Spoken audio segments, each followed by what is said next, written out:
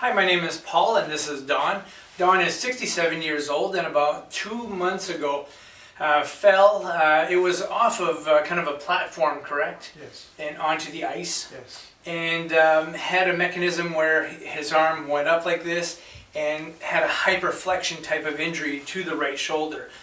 Had a severe amount of discomfort at the time, dislocated his shoulder.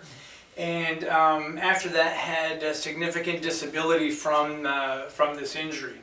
So he had an MRI to show that he has a massive rotator cuff tear, subscapularis, supraspinatus, infraspinatus, and his biceps has dislocated out of the groove and is sitting medially to the bicipital groove. So we wanted to talk a little bit about how this is presenting and where do we go and how do we treat this at this point. He also has some cardiac issues and is awaiting the green light from his cardiologist so that he can have surgery for his shoulder.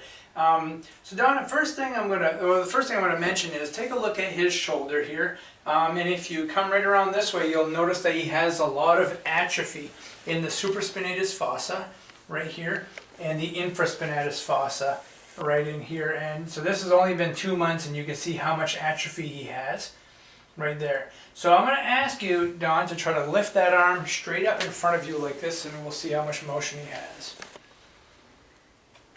Alright, so maybe 10 degrees. Notice that the humeral head goes up because the rotator cuff is not able to hold it down in place and the deltoids are taking over and driving the humeral head superiorly. Can I have you try to lift the arm out to the side?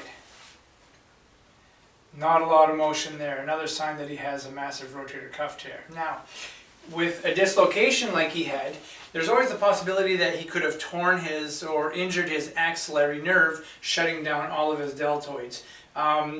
So he had an EMG study done to find that that was in good shape. You'll also notice he has a little bit of bruising here on the outside of his arm, right there. That's not uncommon, especially with biceps injuries. So the other thing I want to do is I want to check his internal and external rotation. I'm going to have you hold that arm right there and notice how the hand dropped inward a little bit. That's a sign that the external rotators aren't holding very well. Now don't let me push you inward. And he offers near nothing. I'm going to have you pull it in toward your belly. Subscapularis, I'm going to have you hold it right there. Don't let me pull it away from your belly.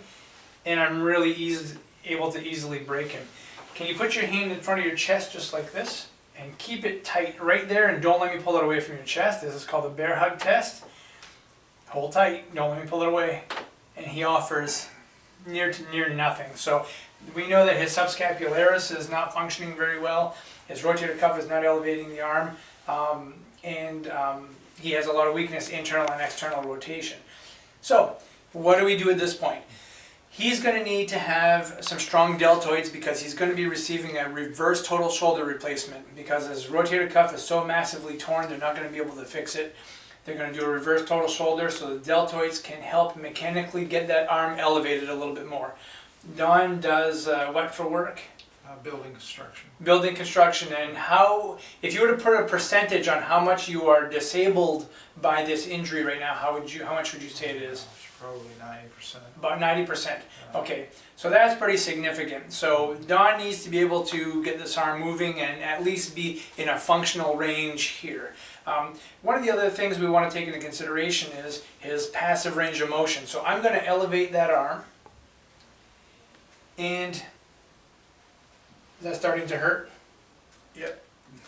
What I'm getting here is a significant amount of capsular restriction. So he is really starting to bind down quite a bit. I'm going to abduct him.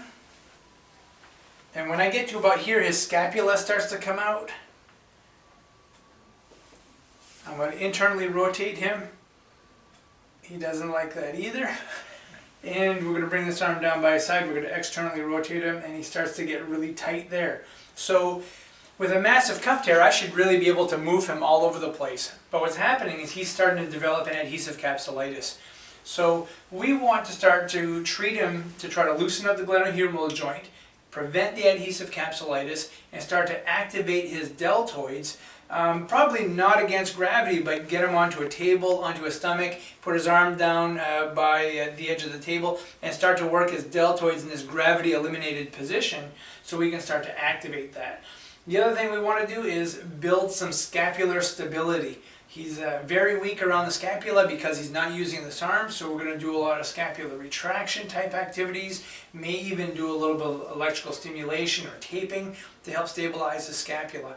And he may be able to get his deltoids to work a little bit better. We'll also work on the biceps very gently, triceps very gently, and thoracic kyphosis reduction type activities until he can have surgery. So we'll probably treat him in therapy to try to gain some motion first, and then ultimately put him on an exercise program until the time of surgery. Thank you.